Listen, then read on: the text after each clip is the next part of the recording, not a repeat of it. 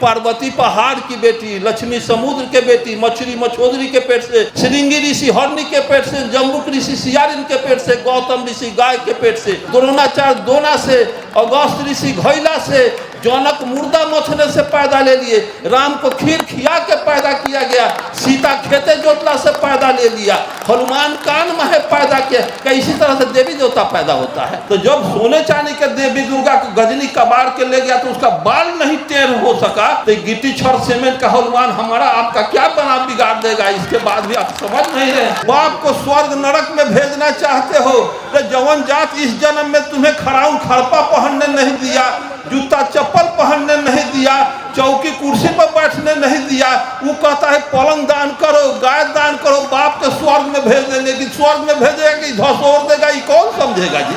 स्वर्ग में जाता है तो मोबाइल भी एगो दान दो, आप नंबर डायल करके पूछना 3 महीना के बाद, हेलो बाबूजी स्वर्ग में हम पंडित जी के दान कैली है, जूता चप्पल खड़ाऊ खड़पा पलंग पर सुते बड़ा कि भूये बड़ा सुते, नतीजा आ जाएगा। हनुमान सूरज निकल गए थे और अयोध्या में बैठ के तुलसीदास दूरबीन से देख रहे थे। 712 ईस्वी में अरब के मोहम्मद बिन कासिम 6000 पलटन लेके सिंध के दाही राजा पर हमला, वो दाही राजा की 60,000 पलटन हार गई। 1026 में मोहम्मद गजनी 30,000 फौज लेके पंजाब राजस्थान होकर गुजरात पहुंचा, ब्राह्मणवाद के प्रबल दुख सोमनाथ के मंदिर को ध्वस्त कर दिया। हिस्ट्री में हम लोग पढ़े थे 80 को खच्चर गधा हाथी पर वो सोने चांदी का हीरा जवाहरात का हनुमान दुर्गा शिव शंकर को तोड़ करके गजनी ले गया अफगान। फिर 1193 में गोरी के 12,000 फौज के सामने पृथ्वीराज चौहान की 80,000 फौज धूल चाट के हार गई, सभी देवताओं को कबाड़ के ले गया। फिर पानीपत की पहली लड़ाई 1526 में त्राइन के युद्ध में बाबर के 12,000 फौज के सामने राणा संगा की 60,000 फौज धूल चाट के हार गई। तो एक तरफ तुम कहते हो कि शिव के त्रिशूल से बचोगे, विष्णु के चक्र से बचोगे, इंद्र के वज्र से बचोगे, जम के दंड से बचोगे, ब्राह्मण के शराब से नहीं बचोगे। तो 712 में हार गए, 1026 में हार गए, 1193 में हार गए, 1526 में हार गए, देश गुलाम हो गया, देवी देवता लूट गई, बहु बेटी लूट गई। किसी ब्राह्मण को शराब न देना था कि गजनी गोरी बॉर्डर के उसी पर लकड़ी लेखन धस जल जाता। तो शराब किसके लिए? तो यही कोयली कुर्मी कानू तेली चमार दुसाध के लिए। मनुस्मृति रामायण नहीं चाहिए हमें, भारत का संविधान चाहिए। देश संविधान से चलेगा, रामायण और मनुस्मृति से। अरे 56 करोड़ देवी देवता भारत में कब हुआ था? इसका जनगणना कौन कराया था जी?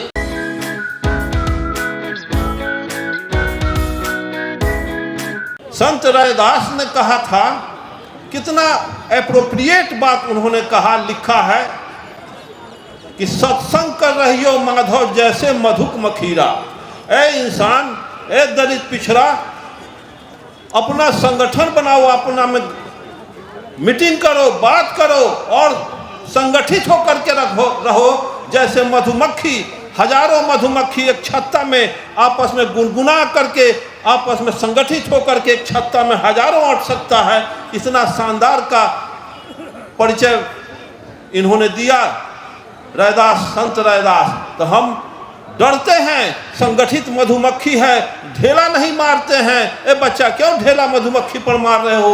वो डस मार दे, बिन लेगा, वो काट लेगा, तुम्हें बुखार लग जाएगा, तुम्हें दर्द का सामना करना पड़ेगा। तो एक अधनी भर मधुमक्खी से इंसान डर रहा है और तुम इतना बड़ा दुगोड़ा मधुमक्खी हो, उससे तुम्हारा दुश्मन मजाक उड़ा रहा है। अरे हमारा 90% अगर जग जाए, थूक फेंक देगा तो यहाँ का सारे विरोधी हमारे मर जाएंगे। और इसके बाद भी हम थूक नहीं फेंक रहे हैं, जिसको बाबा साहब अम्बेडकर ने स्पष्ट कहा कि जब तुम भारत का कल्याण चाहते हो तो ब्राह्मणवाद का विरोध करना होगा, ब्राह्मणवाद का खंडन करना होगा, सत्य को जानना होगा, सत्य के साथ समझौता करना होगा और झूठ का हमेशा बगावत करना होगा। झूठ से देश का, समाज का, राष्ट्र का कल्याण नहीं होता है।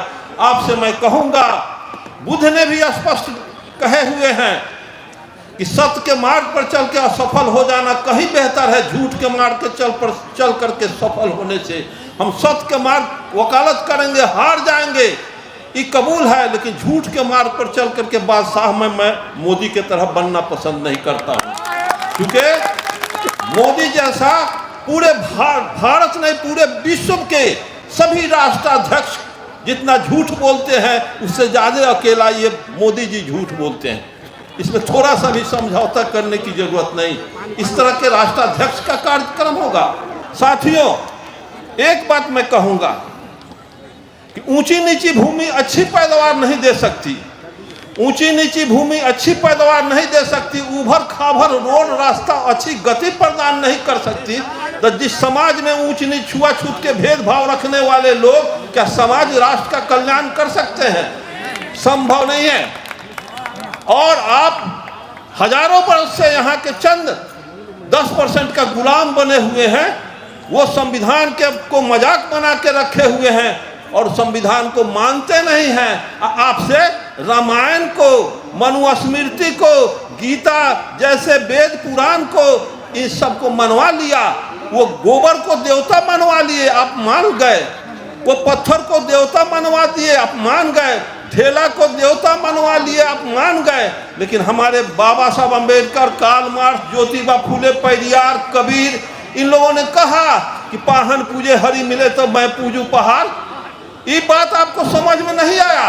अरे इन मंदिरों में जाना बंद करो, मंदिरों में दान देना बंद करो, मंदिरों में अनुदान देना बंद करो, ब्राह्मणों को मतदान देना बंद करो, ब्राह्मणवाद का सफाया हो जाएगा, खत्म। अगर आप चाहते हैं अपना कल्याण, तो एक तरफ बाबा साहब का एग्जाम्पल देते हैं कि पार्लियामेंट की तरफ इशारा किए हुए कि पार्लियामेंट दखल, पहले घर दखल करो।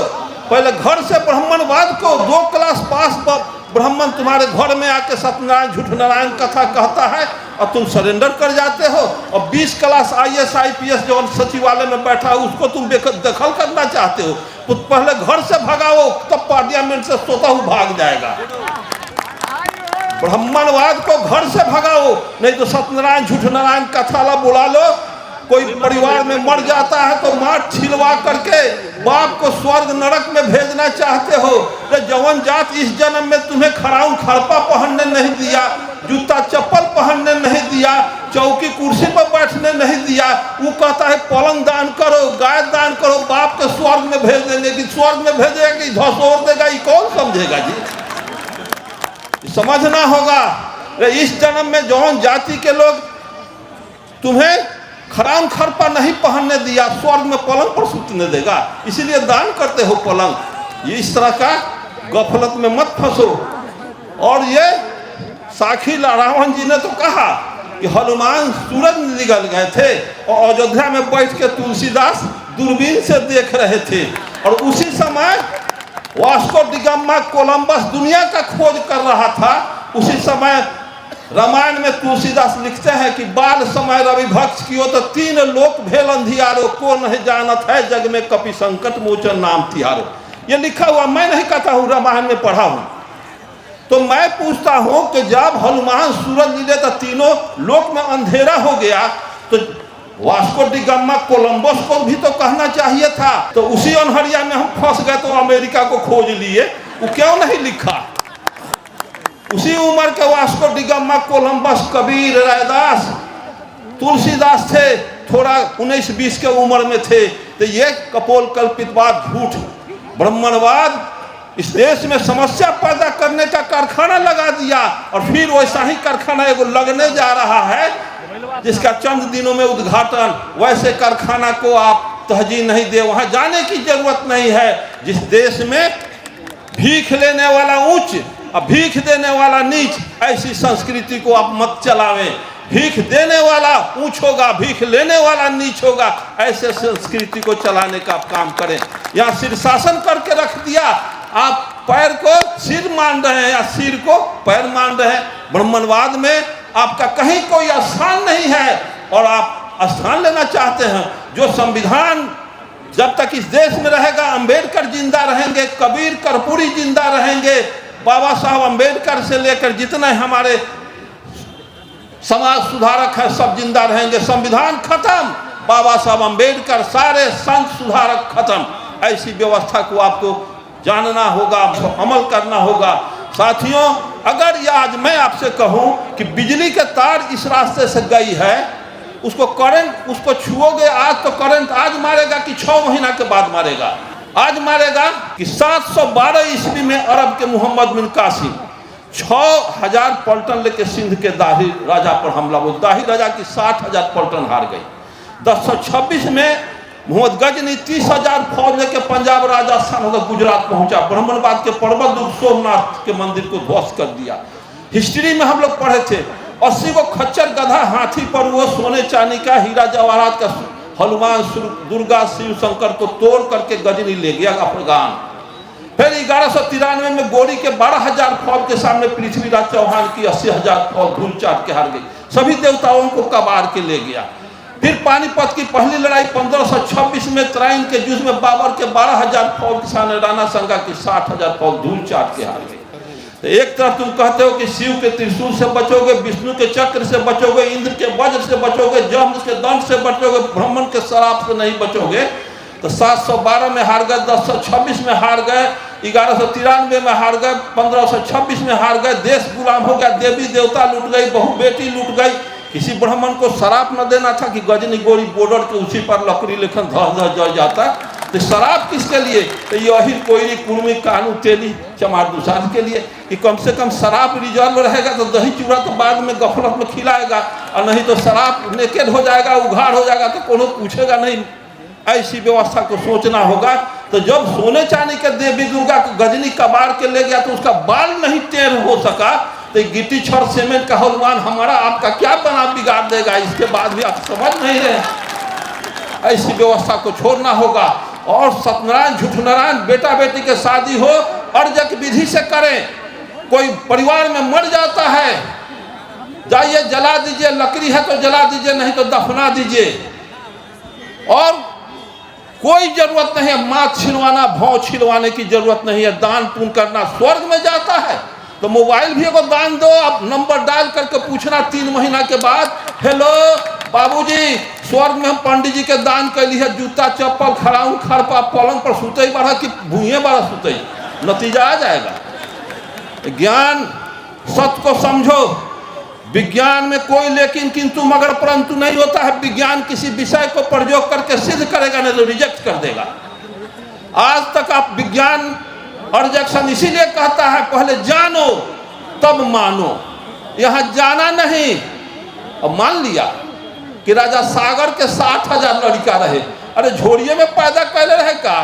60,000 लड़का कोई देवता पैदा करेगा? राजा सागर 60,000 लड़का के पिता थे, तो 60,000 लड़का वो महिला कई वर्ष में पैदा किया? कितना बड़ा पेट था, 2-4 ग्रह का इतना बड़ा।